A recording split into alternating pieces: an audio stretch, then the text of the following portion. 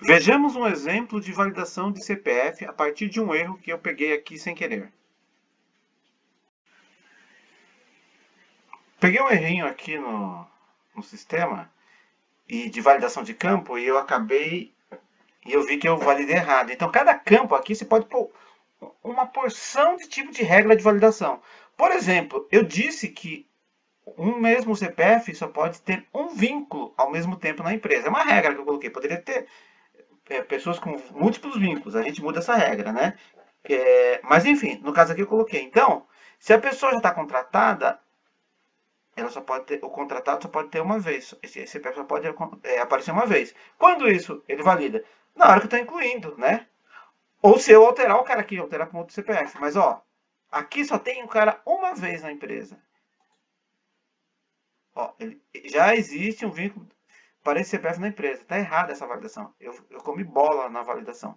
Eu vou corrigir a regrinha. Aí eu vou mostrar para vocês como funciona isso. Então, aqui na plataforma Motirô, a gente tem rotinas, tabelas, compilador e token. Tabelas. Aquela coluna é da tabela contratado. Ó, contratado. Exibir colunas da tabela. Aquela coluna se chama CPF. Opa. CPF. Tá aqui, a coluna CPF. Essa coluna tem regras. Valida CPF duplicado. Fórmula. A gente pode criar várias versões de validação. Cada um pode criar a sua. Se essa versão aqui tá boa, legal. Então, olha só. Existe uma mensagem de erro. Isso aqui o sistema já cria automaticamente. A gente vai preenchendo os valores, tá? Quando a gente cria uma regra de validação. Qual que é a mensagem? Já existe um vínculo para esse CPF na empresa. Esse vínculo, esse erro só aparece quando o CPF pesquisado é diferente de branco. Esse CPF pesquisado é uma pesquisa que a gente faz antes, que a pesquisa tem que ser: já existe um CPF de uma pessoa ativa nessa empresa? Sim. Então ele retorna o cara aqui. Para eu dizer, ó, já existe. Se não retornar nada, é porque tudo bem, então passa. Então pode, não tem problema.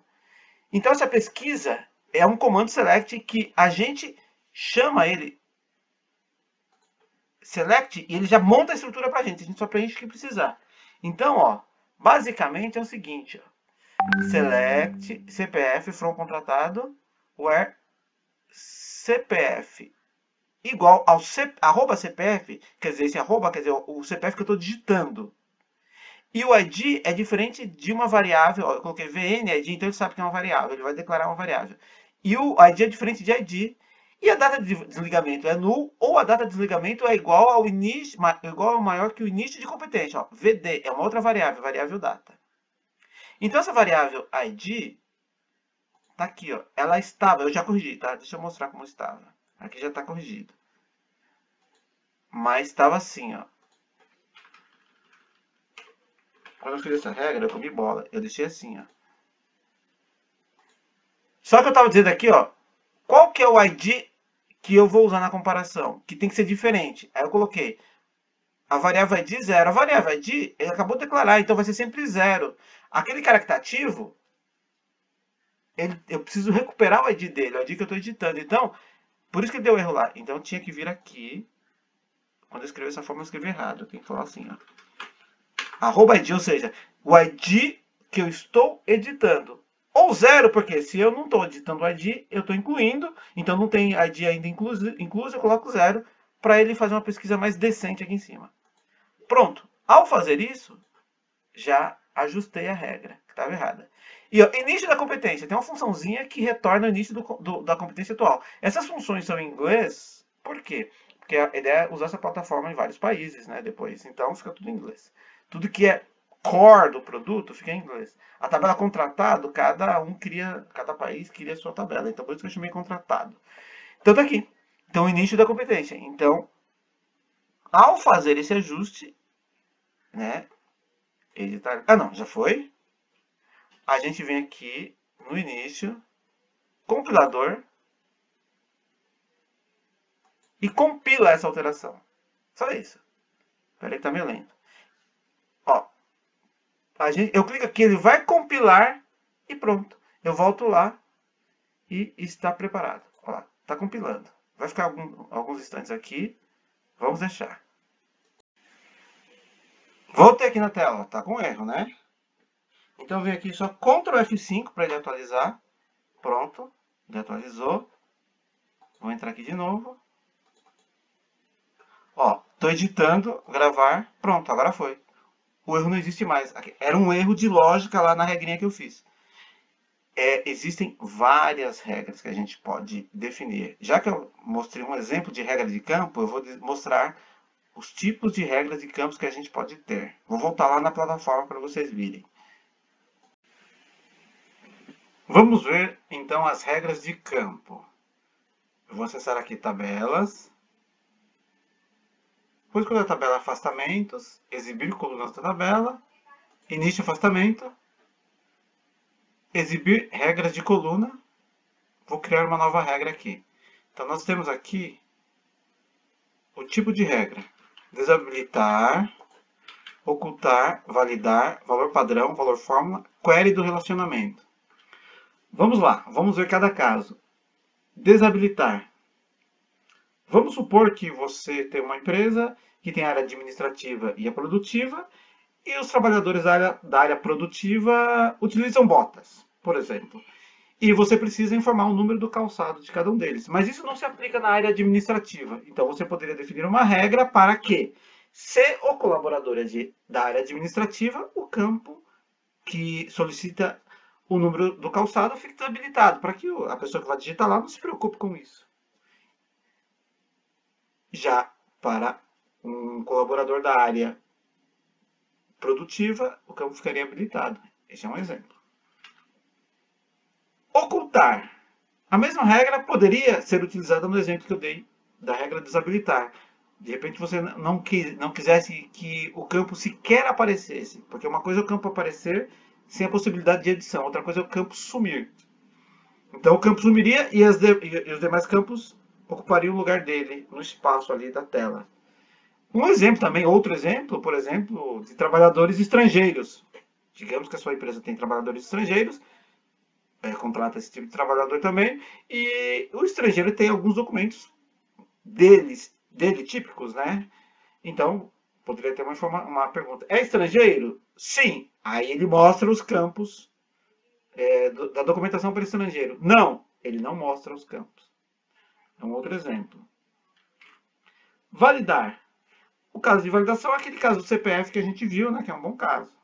Você tem um campo, você coloca uma regra que ele avalia e vê se está correta, se é válida ou não a informação. Valor padrão. Por exemplo, vamos supor que você tem uma empresa que o perfil dos contratados é de gente jovem e a maioria é solteira, obviamente. Então você pode, por exemplo, definir que o valor padrão do Estado Civil é solteiro. Você vai incluir alguém e já aparece lá como solteiro, né? Você pode fazer também um valor padrão um pouco mais sofisticado. Por exemplo, digamos que você quer ter um pronome de tratamento lá, cria um campinho com um pronome de tratamento que você usa, sei lá, em cartas, seja o que for. Senhor, senhora, aí depende do sexo e estado civil. Então você pode pôr uma regrinha, né, que o valor padrão para um determinado campo é senhor, senhora, senhorita, e etc e tal, dependendo do sexo, do estado civil. Ele pode preencher automaticamente e você deixar ele como desabilitado. Já mostra lá, você usa depois, mas o usuário não pode mexer. Ou, de repente, você pode deixar livre, porque o usuário pode, em algum caso específico, querer mudar o pronome de tratamento. É um outro exemplo de valor padrão com uma regra um pouco mais sofisticada. Valor fórmula. O valor da fórmula é um pouco parecido com o valor padrão, só que o valor padrão é quando você inclui, e o valor fórmula não. É quando você ou inclui ou altera qualquer campo. Ele funciona dependendo do conteúdo de outros ou de uma fórmula qualquer que pode mudar de acordo com a circunstância. O exemplo que eu dei do valor padrão do pronome de tratamento poderia ser também um valor de fórmula, né? Que seria mais adequado, inclusive, porque a pessoa muda de estado civil, aí ele muda o campo. Um outro exemplo é Eu já trabalhei com uma empresa que eles tinham lá a matrícula do colaborador sequencial, só que eles tinham uma letra que indicava a categoria. Por algum motivo interno lá, eles precisavam disso. Né? Então, M0001, 0002 para mensalista, por exemplo. H0001, 0002 para horista. C e assim por diante.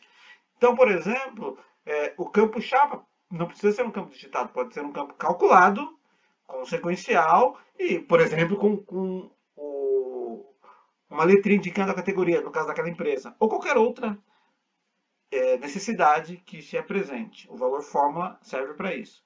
E por fim, query de relacionamento. Vamos imaginar que você tem uma empresa com 2 filiais.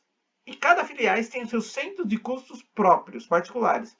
Então, faz mais sentido, quando você vai editar os dados do funcionário na filial 1, que apareçam os centros de custos da filial 1. E quando estiver editando os dados do colaborador da filial 2, apareçam os dados do centro de custo da filial 2. Nessa query de relacionamento você consegue colocar essas regrinhas. Na verdade, não só isso, como você pode, eventualmente, criar regras extremamente sofisticadas e até de maneira dinâmica, definir todo o conteúdo daquela combo box que vai aparecer ali para mostrar, para você digitar, para você escolher uma informação qualquer. É isso.